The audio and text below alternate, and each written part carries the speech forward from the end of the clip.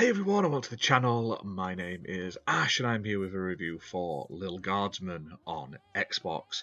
Now this released onto the Xbox Store on the 23rd of January 2024, developed by Hilltop Studios and published by Versus Evil, and I was lucky enough to send a review code, so big thank you to them for that.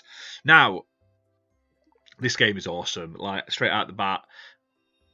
Save the time, energy before you even get into the review. This game is extremely stupidly fun.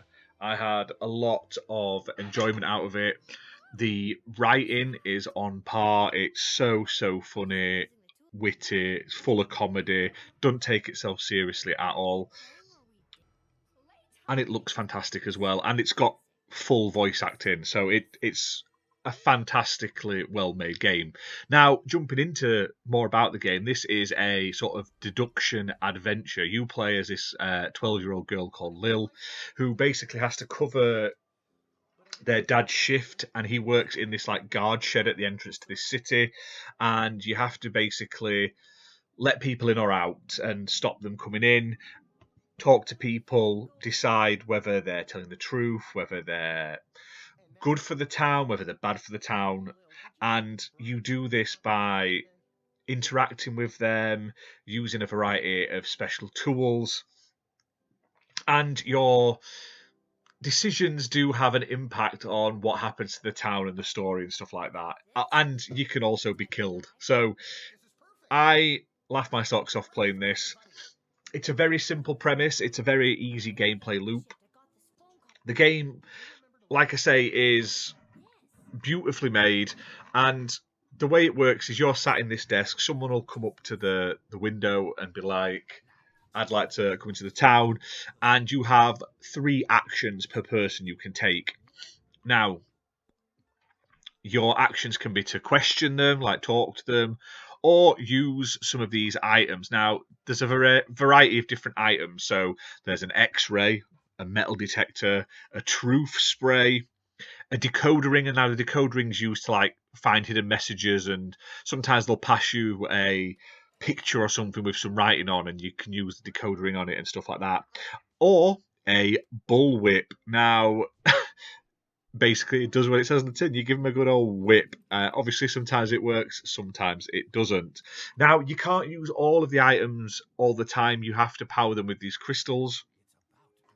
You don't have enough to use them all, and you do get some like knockoff ones from your dad later in the story, but they're hit and miss whether they will actually work.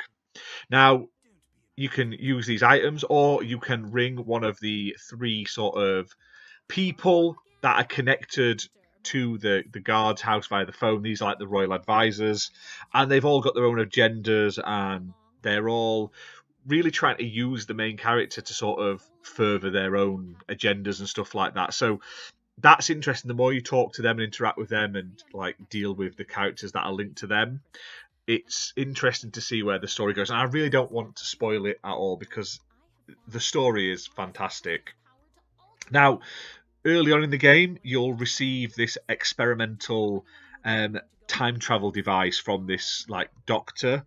Now, this basically allows you to rewind and sort of redo the shift you're on. So if you've made a mistake or you want to do better, you have that ability. Now, using this time travel like machine does have consequences if you use it too much, like unforeseen ones and stuff, which is really cool. And basically, once you've spoke to these people, you've made your decision, you pull a lever to either let them in or don't, basically. And at the end of each shift, you're scored depending on how well you do with these characters. Have you talked to them enough? Have you found all the information? Have you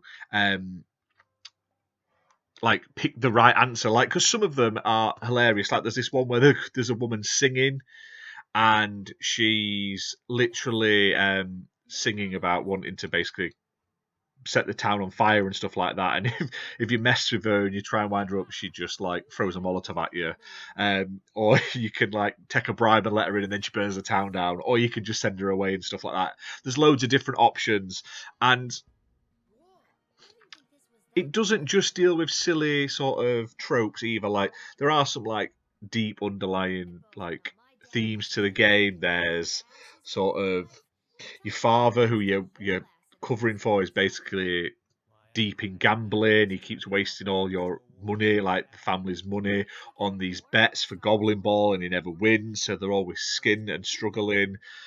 There's a lot to do with, like, people don't like goblins, so you have to put up with, like, the hatred in that aspect from other people, and it's really, really interesting. Now, in your little guardhouse, you also have, like, this royal writ that comes every day, and this sort of tells you roughly and gives you, like, ideas of what you need to look for, things to look out for. Like, one day it might be like, oh, there's some wizards here, we need to let them through, or we need to keep an eye on these people. Don't always look for this. Or there's one where there's suitors. There's only so many suitors coming in a day, so you have to prepare that some of them might be lying. All that sort of stuff. And you use that basically to help you make your decisions. Gives you rough hints. And you get scored from 1 to 4 stars. Now, the higher the rating, the more you get paid. But if you get a 2-star or lower average score at the end of your shifts, because each character is scored separately, you basically get fired. So it's up to you to make sure you get 3 stars or 4 overall. And obviously having the ability to rewind helps. A majority of the time, it's not too difficult to at least get 3 stars. It's more about the experience and stuff and just sort of using your brain. But, like, it's really fun to, like, make mistakes or try new things and see what can happen if you sort of pick a certain answer or a certain decision, and then just replaying it because you've, like, been killed or you've the town's gone mad, just all that sort of stuff.